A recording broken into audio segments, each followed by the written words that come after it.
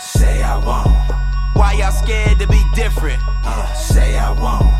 Why y'all scared to be different? Say I won't. We them outsiders, that's just how we live it. Say I won't. And I bet I will, you can say I won't.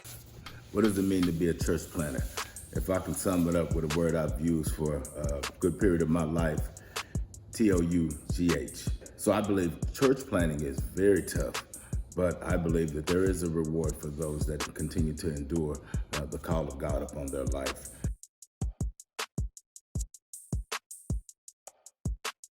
Here in America, I believe there's so many different makeups of different people groups. You name it, from all over the world. People want to come here. I always say I believe one of the reasons people want to come here is because we're one of the only places in the world that literally has a middle class. Anywhere else, rich, poor. Here, middle class. So people want to be here where they feel like they can make it. They have a spot in life that they don't have to feel poor. So what does that do for us? I believe it gives us the best opportunity to go fishing for men. The harvest is right here, right now.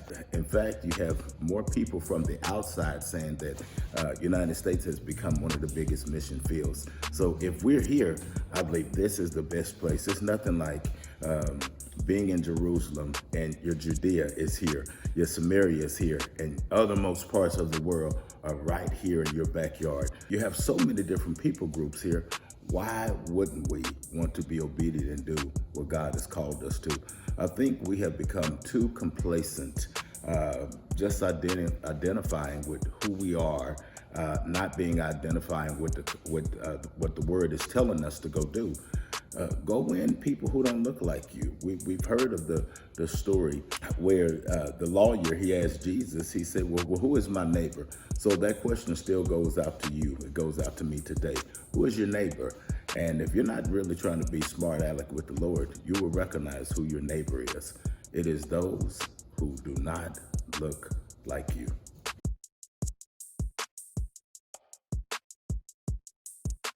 Yeah, I guess the difference between being a church plant opposed to just being a regular congregation is, man, literally, we're always on mission.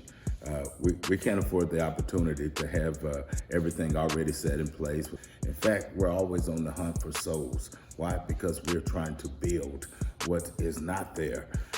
So what we want to do is we want to invite you. We want to invite you to hear the call of God for your life, but also for you to be present, for you to come get your hands dirty. Our call is to help restore people back to the kingdom and their rightful place to a body. One of the questions that I always ask people, is the hand made for the body, or is the body made for the hand? And of course, there's not a lot of hands running around without a body. That's crazy. So we're trying to get people connected back to the body, amen, so that they can work. They can do the thing that the hand is called to do to make the body more effective. And so we're bidding people to come find your place here. We need people who are willing to put their hands to the plow, not look back. People who are willing to really learn their purpose as to what was God thinking about when he created them. I believe there's a place for you here that you can come get busy. Amen. You can learn your purpose, what it is that God has called you to. And the reality of what that looks like is called discipleship. I think one of the hardest places in life today is actually trying to do Jesus all by yourself. And I think the greatest challenge of being discipled is not everybody wants to allow you in that space of your life. I believe if you try to do life all by yourself, then you become weighted down. It becomes hard. It becomes empty. If you're willing to die to yourself, you're willing to allow people, the right people to come in that you can trust. The best thing about a shared life is, man, it's not as hard when you have two people sharing the same thing. You have two people carrying the same load.